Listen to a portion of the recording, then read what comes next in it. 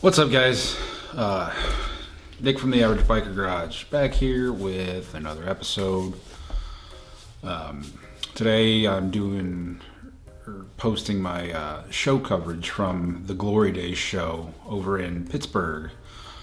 I know this show happened back in September, and one of my goals for 2024 is to upload videos quicker, not wait 3.5 months to upload a video. Goals, right? So anyway, if you guys haven't ever heard of Glory Daze, it's a chopper show that happens in Pittsburgh, and it happens at a foundry or a steel mill. I'm screwing that up, I know. I even took a tour there, and they told me, told everyone what it was. I just can't remember. Anyway, it's a really cool venue. Really cool show. It was very neat. Very happy that I went. Got to meet up with Josh from Steel City Blacksmithing and his buddies Fish Tank Whiskey, Alex and Joel. We rode around with them for a little bit. And it was just a good time. It was a really good time. So looking forward to doing it this year, heading over there this year. So if you guys are thinking about going, planning on going, let me know. That'd be really cool to meet up with people over there. And I know a couple of the guys whose bikes are in there, and I'll drop their Instagram handles next to their bikes. If you see your bike in there, man, drop a comment. Let me know your Instagram handle. I'll try and add you, because I'm sure that there's a lot of people there that I don't know. But anyway, it was a really cool show. So yeah, let's check it out. Oh, merch is available if you're interested. Super cheap. Great for working out in the shop. Don't have to worry about ruining one of your expensive shirts. Just fuck up one of mine. I appreciate it. I make very little off those, but every little bit helps, and make sure that I can go to shows like this one. So grab a t-shirt, sweatshirt, hoodie, whatever. It'll be down in the description. So all right, let's get into it.